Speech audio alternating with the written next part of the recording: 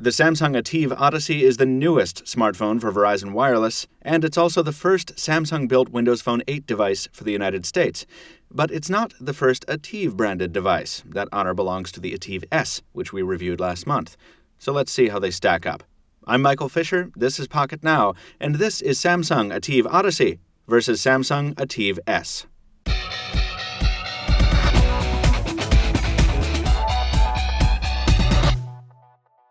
Okay, so in this quick look, we're going to compare these devices in 4 areas: build, specs, camera, and general performance.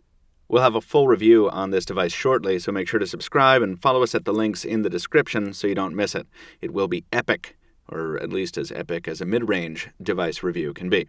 That's right. Despite its lofty name, the Odyssey is a mid-tier device, and you can tell that just by looking at it. Not that it looks cheap, but it's obviously not striving to be the thinnest or prettiest of the bunch. At 11.1 millimeters, it's pretty chunky next to the ATIV S's 8.7 millimeters, but it's also 10 grams lighter at 125 grams.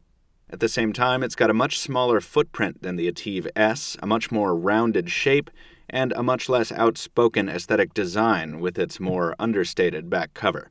All this combines to make the ATIV Odyssey feel a little more toy-like than its premium sibling, which isn't a surprise considering its $50 price on contract.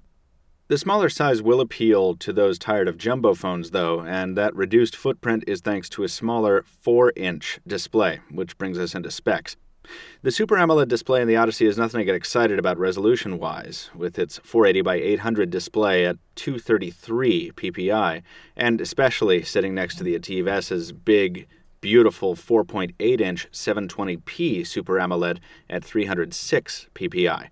The Odyssey's colors pop, and the blacks are deep, as you might expect, but the pixels are painfully visible, to our eyes even more so than on other mid-range devices. Color is also way off, with crimson appearing much more magenta on the Odyssey. In all, the display is pretty disappointing next to the ATIV S.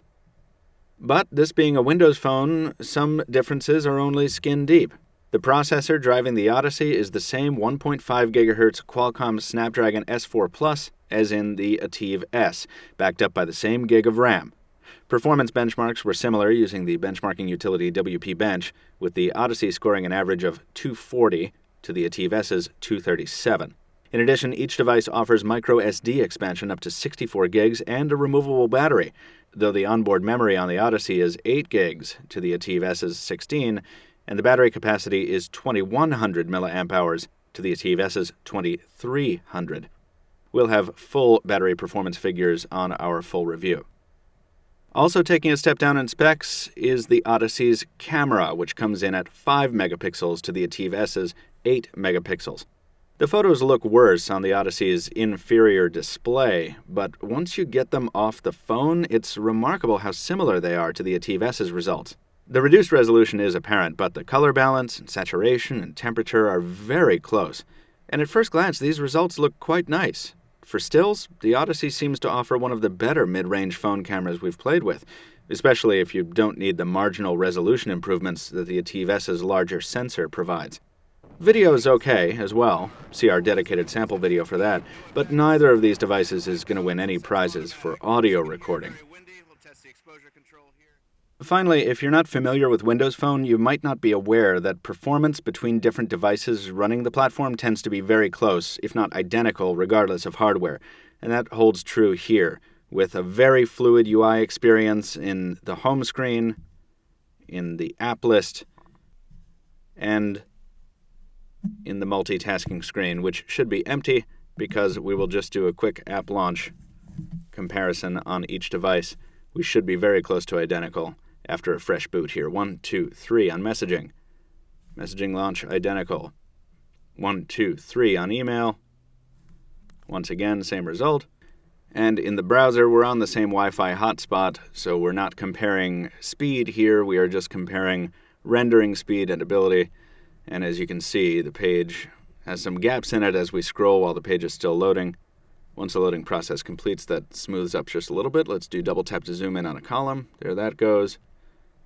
Once again, Odyssey on the left, S on the right. Double tap to zoom out, double tap to zoom in. And we'll do just a little pinch test. Very, very similar as far as re-rendering things get less pixelated, and I've accidentally tapped on a link. Difficult to run two phones at the same time, even for Captain Two Phones. And to close out our app launch comparison, we'll just hop into two third-party apps, starting with Roe, a Twitter app.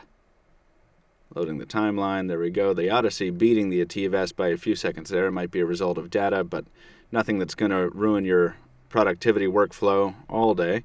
And the popular third-party note-taking app, Evernote. Loading for the first time, and there it is. Finally, let's belabor the point with a somewhat taxing flight simulator, Rise of Glory. You can see that with the same CPU and RAM under the hood, the Odyssey delivers very, very nice performance. In fact, it is identical performance to every other Windows Phone device, and my performance is identical as well. The ATIV Odyssey and the ATIV S are very different products for very different kinds of customers. In some ways, like the build, the display, and the camera resolution, that disparity is very apparent. In others, like the processor, storage options, performance, and camera quality, there's really not much difference at all. If you're looking for a Samsung Windows Phone 8 device right now, your buying decision might ultimately come down to which device is available where you live. The ATIV Odyssey if you're in the United States and in a Verizon Wireless coverage area, and the ATIV S everywhere else. At least, for now. Everyone, we're going to have a lot more coverage on the ATIV Odyssey, including a full review coming very soon. Stay tuned to Pocketnow for that. Follow us in the links at the description. Throw us a thumbs up if you like the video, and thanks for watching. We'll see you soon.